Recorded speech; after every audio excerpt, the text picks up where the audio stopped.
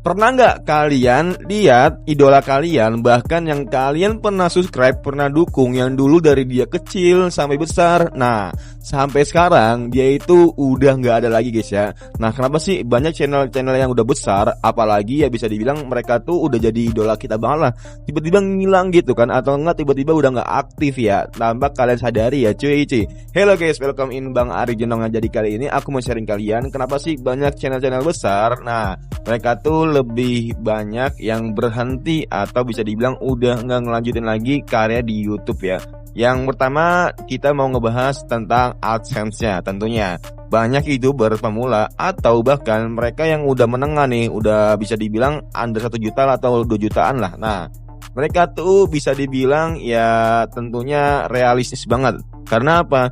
Karena dari YouTube tuh pertama dari iklannya kecil, dari RPM-nya juga nggak terlalu gede, apalagi di Indonesia cuy. Nah, kalau kalian ngebayangin kira-kira bandingnya sih antara yang di Indonesia sama di luar negeri, tentunya beda jauh banget guys ya. Nah, makanya kenapa banyak kreator-kreator di YouTube mereka tuh lebih realistis, apalagi ya bisa dibilang mereka tuh hanya sampingan aja di YouTube. Kalau misalnya sempetnya udah mereka bakal sempetin aja gitu.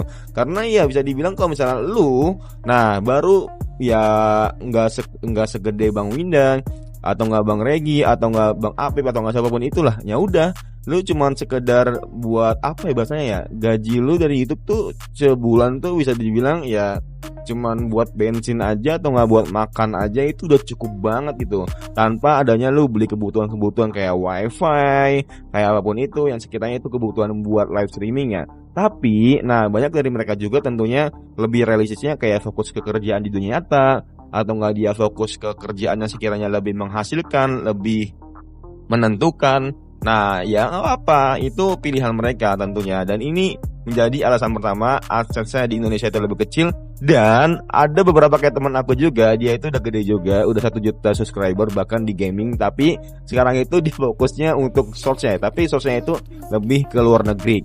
Katanya lebih cair dan juga bisa dibilang yang dimana ketika dia live streaming itu pendapatan tuh lebih kecil dibandingkan yaitu ya mendingan upload shorts gitu dengan fokus ke luar negeri segmennya. Dan itu lebih menggairah dan lebih bisa dibilang ya lebih wah banget itu, dari penghasilannya bisa sekitar kurang lebih yang awalnya itu sebelumnya itu bisa sampai yang sebelumnya itu dia itu bisa dapat sekitar 2,5 sampai 4 jutaan.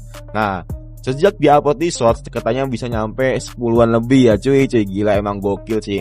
Bener gue pengen nyoba, cuman lagi gak sempet aja waktunya. Tapi nextnya gue pengen nyoba sih shorts luar negeri ya. Tapi itu bener-bener harus dimulai dari awal. Karena ketika lu udah kayak gue nih, channel yang pertama atau channel kedua gue yang dimana dia itu udah segmen audio Indonesia, ketika gue pindah ke luar negeri itu sulit ya. Karena YouTube tuh udah mendeteksi kalau misalnya gue dari Indonesia. Kecuali kalau misalnya gue bikin channel dari kecil atau nggak dari bawah lagi, dari awal lah istilahnya. Dan itu yang pertama, masalah AdSense. Kedua, zaman sekarang tuh tentunya ketika kalian kayak ngeliat mungkin Bang Biken udah jarang aktif dari live streaming, dari video konten, atau nggak Bang Emperor, Jonathan Liandi. Nah mereka tuh bisa dibilang bukan eranya udah habis sih, cuman bisa dibilang ya udah kayak capek juga sih. Kayak lu gila cuy, dulu masa-masa prime mereka tuh tentunya benar-benar on fire banget lah, benar-benar bergairah banget lah. Kayak Bang Biken dulu live streaming mulu, nge-upload konten mulu, ya pokoknya gokil lah pokoknya lah. Nah itu idola gue banget sih semenjak bahasanya yang bikin gue dulu pengen berkarya di YouTube karena beliau ya. Nah terus kenapa udah jarang banget, bukan karena dia sombong atau nggak, bukan karena dia apapun itu, karena dia ada kesibukan yang dimana dia kan ada kayak bisnis lagi ya di real life-nya ya. Tentunya ya lebih baik fokus ke sana, lebih cair gitu, lebih cuan dibandingkan cuma saweria, sosial bus yang juga penontonnya sekarang juga udah dikit ya di YouTube ya. Dan ya emang pastinya setiap masa akan ada eranya, dan tentunya setiap era pasti ada yang terbarunya. Dan ini emang real. Dan buat teman-teman yang masih pemula tentunya bisa banget buat ngegantiin posisi mereka, dan tentunya mereka bakal senang hati buat gantiin posisi mereka. Karena apa? Karena ya mereka udah ada yang pasti, udah ada yang oke, dan tentunya ini buat have fun aja di dunia media sosial. Dan buat teman-teman yang mau sebagai YouTuber pemula pengen belajar atau itu banyak banget guys ya, dari kelas-kelasnya, dan juga ya bisa dibilang teman-teman udah bisa belajar dari YouTube-nya langsung, bahkan dari Instagram resminya atau officialnya itu teman-teman udah bisa belajar guys ya. Dan yang terakhir, kenapa banyak YouTuber besar yang mereka itu menghilang atau bisa dibilang ya udah nggak aktif lagi, ya karena komunitasnya atau partnernya itu udah nggak aktif lagi. Karena bukan kebanyakan sih, beberapa yang gue kenal atau beberapa yang gue tahu, ketika contoh nih misalnya si A sama si B nih, dia dari kecil benar-benar udah bareng banget, udah ngeklop banget, dan ya udah ketika si A ini udah selesai nih, bukan selesai sih, kayak udah udah nggak aktif lagi karena udah ada kesibukan di dunia nyata. Nah si B ini bisa dibilang ngot-ngotan atau kayak malas-malasan karena udah nggak ada partnernya, udah nggak seru, udah ketika dia nemuin orang lain nggak seseru sama partner yang sebelumnya gitu, yang dimana mulai dari awal gitu akan ada vibes-nya yang berbeda banget tentunya.